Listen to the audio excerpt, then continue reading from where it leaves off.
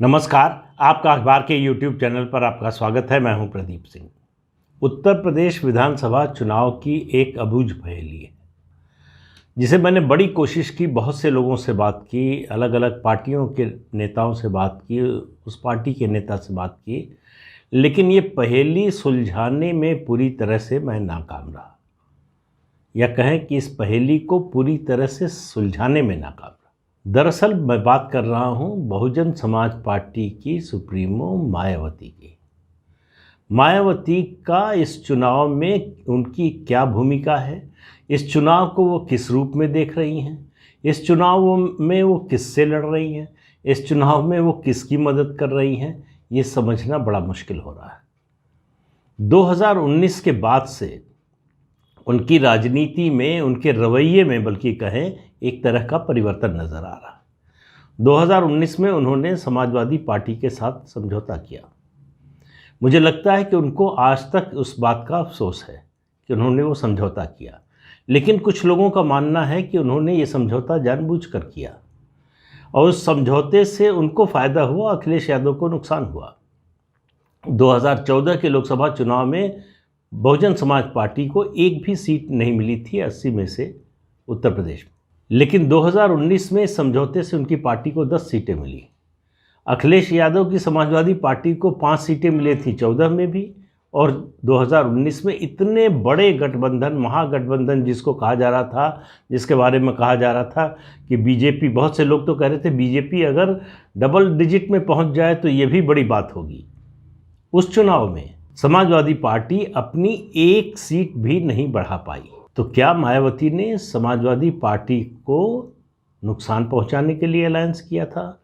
क्या 2019 के चुनाव में ही कोई उनकी भारतीय जनता पार्टी से अंडरस्टैंडिंग हो गई थी, या उस समय नहीं हुई थी तो क्या अब हो गई है? क्या 2019 के बाद उन्होंने ये मान लिया है कि उत्तर प्रदेश की राजनीति में उनके आगे बढ़ने के लिए ज़रूरी है कि समाजवादी पार्टी ख़त्म हो या कमज़ोर हो? ख़त्म होने से मतलब कोई राजनीतिक दल ख़त्म नहीं होता है, वो जिस तरह से कांग्रेस की जो हालत है उस हालत में पहुंच जाना, ख़त्म हो जाना है राजनीतिक रूप से।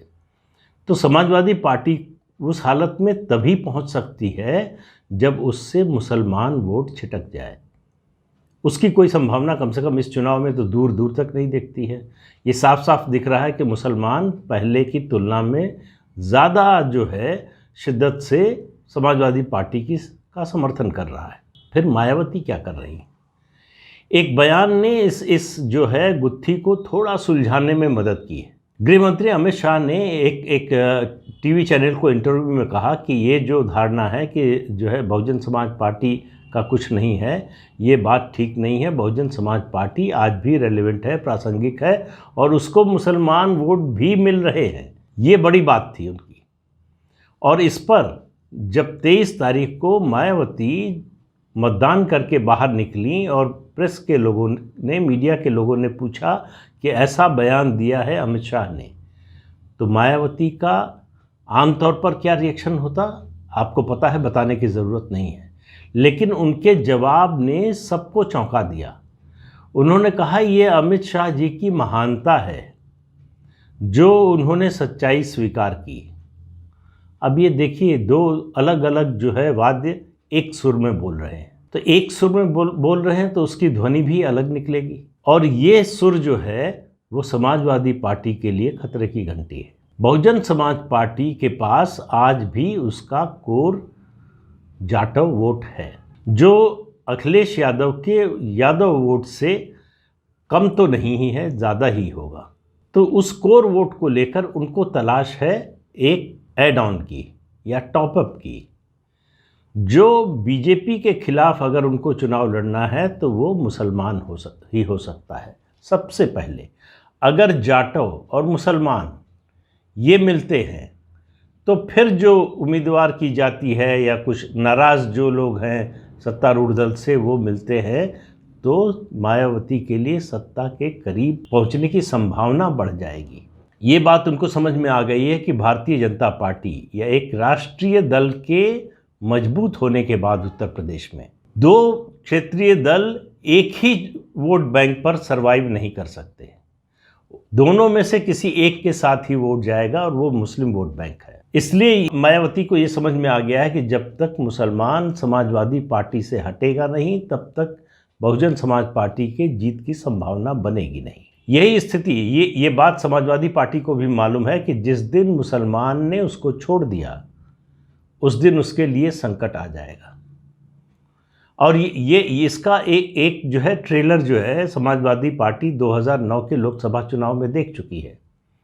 जब मुलायम सिंह यादव ने कल्याण सिंह को साथ लिया था, उस समय मुसलमान नाराज़ हुआ। उसका नतीजा ये हुआ कि कांग्रेस को लोकसभा की 22 सीटें मिल गईं। तो ये जो एक ही वोट बैंक के लिए कंपटीशन है, उसकी ट्रॉफी तो किसी एक को ही मिलेगी। और इस चुनाव में तो वो ट्रॉफी समाजवादी पार्टी के पास जाती हुई दिख रही है। फिर बहुजन समाज पार्टी क्या करेगी? बहुजन समाज पार्टी ने जिस तरह से इस बार उम्मीदवार खड़े किए हैं, वो भी एक संदेश देता है। बहुजन समाज पार्टी ने 88 मुस्लिम उम्मीदवार खड़े किए हैं। हालांकि पिछले चुनाव में 100 खड़े किए थे, 3 या 4 जीते थे, 4 जीते थे शायद। अब इस बार जो है 88 दिए हैं, लेकिन ज़्यादा स्ट्रेटेजिक तरीके से दिए। 28 ऐसी सीटें हैं जहां समाजवादी पार्टी और बहुजन समाज पार्टी दोनों के मुस्लिम उम्मीदवार हैं। अब ये बात तो ठीक है कि मुसलमान इस बार उसकी पहली और एक तरह से कहें शायद आखिरी पसंद भी समाजवादी पार्टी है। लेकिन ऐसा संभव नहीं है कि अगर बहुजन समाज पार्टी का तगड़ा उम्मीदवार है, वो अगर थोड़ा उसका जनाधार है, मुस्लिम उम्मीदवार है, तो उसको कोई मुस्लिम वोट मिलेगा ही नहीं। एक भी वोट मिलेगा तो वो नुकसान जो है समाजवादी पार्टी का है।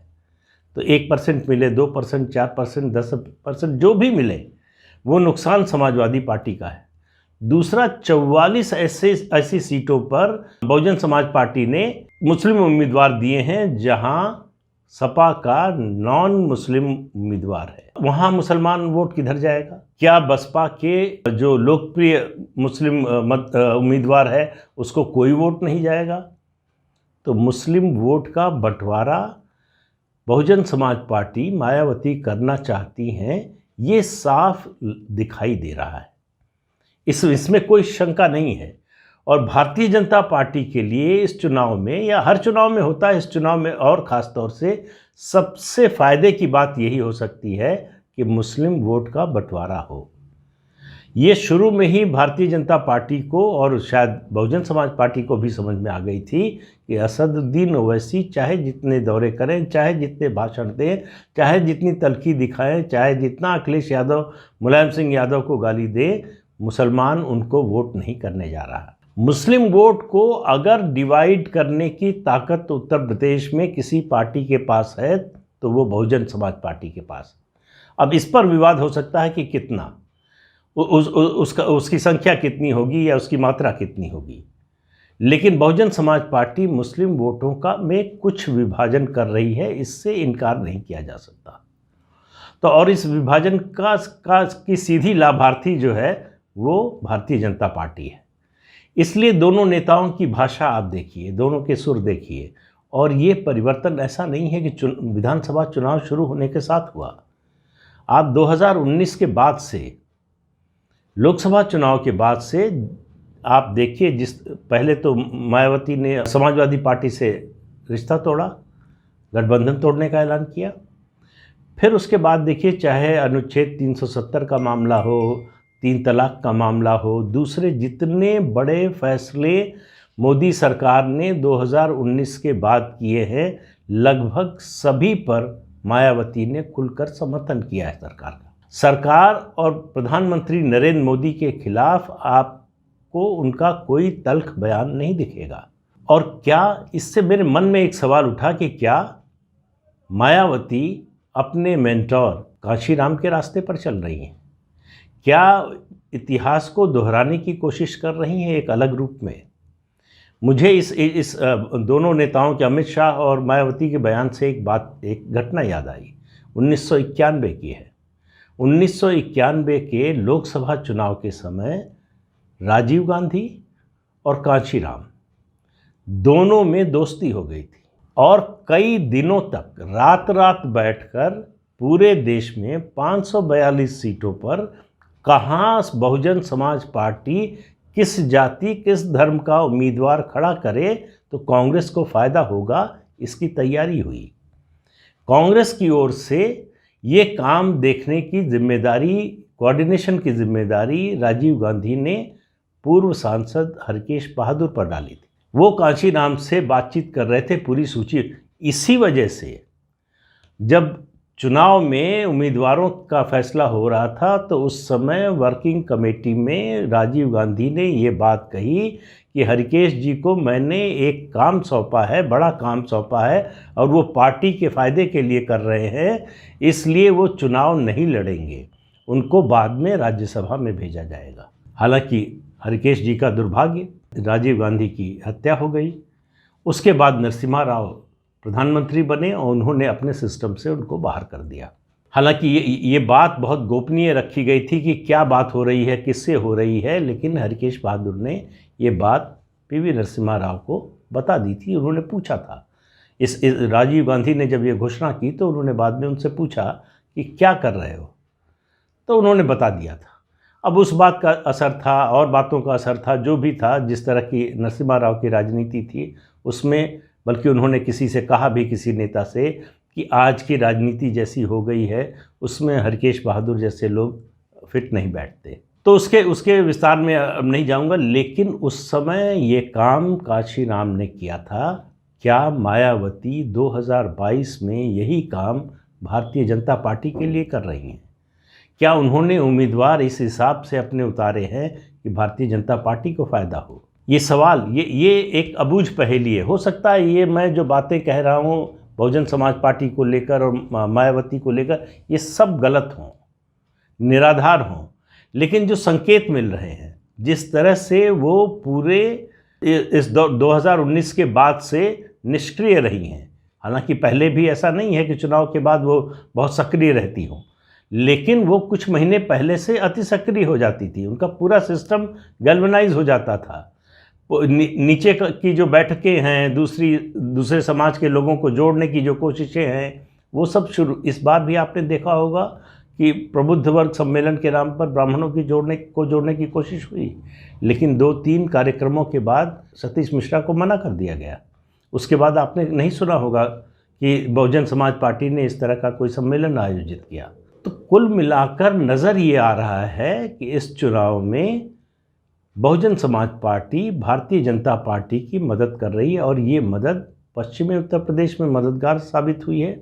ऐसी भी खबरें हैं कि वहाँ जाटव वोट भी सीमित मात्रा में भारतीय जनता पार्टी को गया है, लेकिन पूरब में, यानी पूर्वांचल में मायावती की ये भूमिका भारतीय जनता पार्टी के लिए बहुत बड़ी मददगार साबित हो सकती है, पूरे चुनाव का परिदृश्य बदल सकती है।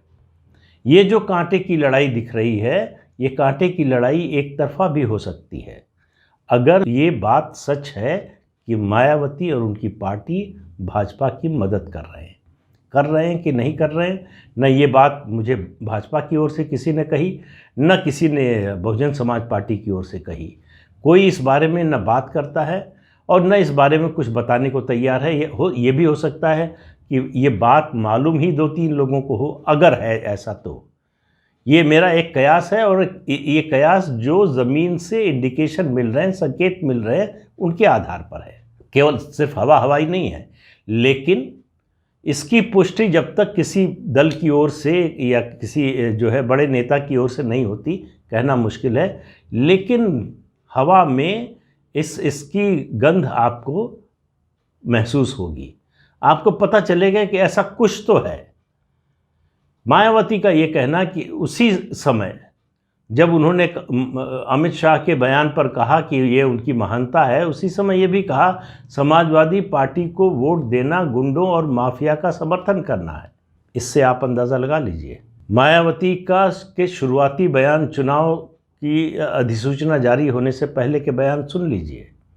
उन्होंने कहा कि उनकी पार्टी सत्ता में आई तो पिछली सरकार के जो भी विकास के काम हैं, उनमें से किसी को रोका नहीं जाएगा। तो ये तो सामान्य बात हो गई, कहना ही चाहिए।